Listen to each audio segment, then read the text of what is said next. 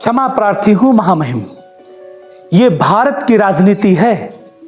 यहां पर अगर आप चाटुकारिता नहीं कर सकते, बेईमानी नहीं कर सकते, अगर आपके खून में दोगलप्पन नहीं है, तो आप भारत की राजनीति में बहुत देर तक नहीं टिक सकते हैं। जी हां, हाल ही में भारत के उपराष्ट्रपति, जो अब पूर्व उपराष्ट्रपति हैं, जगदीप धनखड़ साहब ने इस्तीफा दे दिया। इस्तीफा देने के पीछे क्या वजह थी, क्या कारण था, अभी तक इसका कोई पता नहीं चला है। हालांकि एक बात कंफर्म है कि इस्तीफा उन्होंने दिया नहीं है, उनसे जबरदस्ती दिलवाया गया है। मैं आपको, अगर आप कंफ्यूज हैं तो मैं आपकी कंफ्यूजन को थोड़ा सा और दूर कर देता हूं। बीएसी यानी कि बिजनेस एडवाइजरी कमेटी की मीटिंग चल रही थी।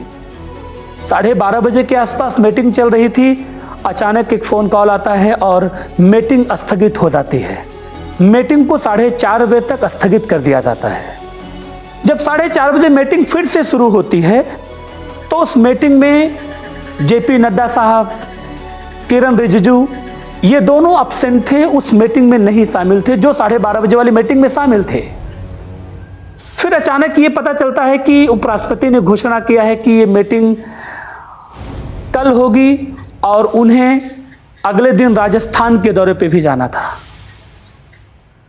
यानी कि उन्हें इस बात का पता था कि मैं कल भी उपराष्ट्रपति रहूंगा, लेकिन अचानक उनका इस्तीफा सामने आता है और उनके इस्तीफे के बाद भारतीय जनता पार्टी के किसी भी बड़े नेता का कोई ट्वीट नहीं आया, उनके इस्तीफे को लेकर कोई बात नहीं की गई।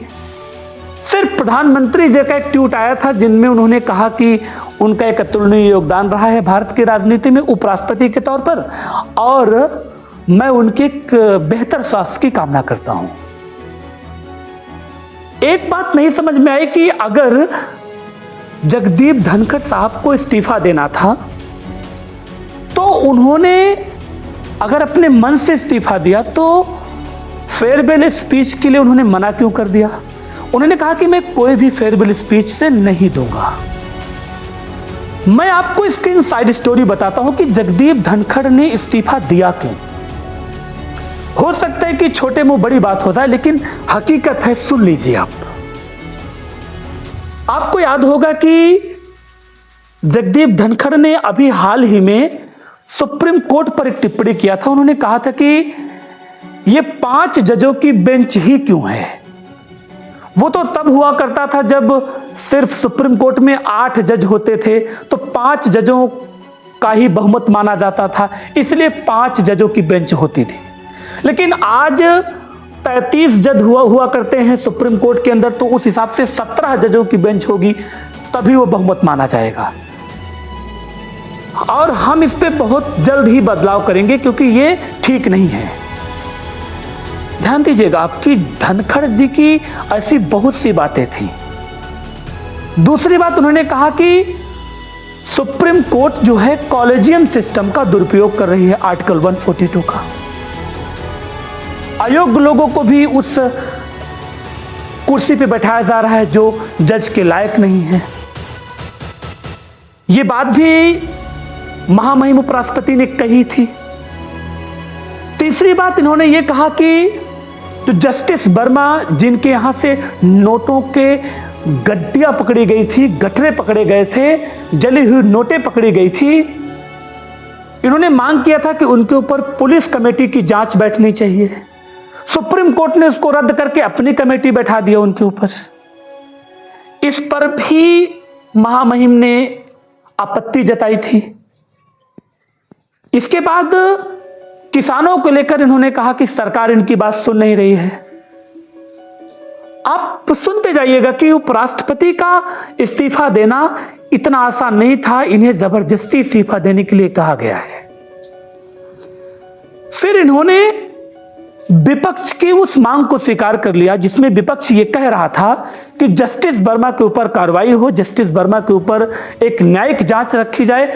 उसको लेकर इन्होंने सरकार की बात नहीं बल्कि विपक्ष की बात को हां कह लिया। इसलिए भी जगदीप धनखड़ सरकार के निशाने पर थे। सीधी सरल सी बात है कि मानसून सत्र की शुरुआत होने वाली है। सरकार को कई बड़े फैसले लेने हैं और सरकार सीधी सी बात है कि नहीं चाहती कि कोई वाद विवाद हो, कोई अड़ंगा आए बीच में। इसलिए जगदीप धनखड़ से उनका इस्तीफा मांगा गया है। बस सीधी सी बात है, क्लियर कट। ये मोदी जी की अपनी राजनीति है, ये जेपी नड्डा की अपनी राजनीति है, ये अमित शाह की अपनी राजनीति है। उपराष्ट्रपति जगदीप धनखड़ जो एक बेहतर काम कर रहे थे उपराष्ट्रपति के तौर पर, उन्हें इस्तीफा देने की कोई आवश्यकता ऐसी थी ही नहीं। उनका स्वास्थ्य भी बेहतर है, जिसकी कामना कर रहे हैं हमारे प्रधानमंत्री जी। तो सीधी सरल सी बात है, जो गलत है वो गलत है। जगदीप धनखड़ जी ईमानदार नेता हैं, ईमानदार उपराष्ट्रपति थे, इसलिए उनसे इस्तीफा मांगा गया है। राजनीति बेईमानों की है और ये बेईमान नहीं है। बाकी आपकी अपनी इस वीडियो पे क्या राय है, कमेंट बॉक्स में जरूर बताइएगा। मुझे जो उचित लगा मैंने आपके सामने शेयर किया। नमस्कार मित्रों, आपका दिन शुभ हो।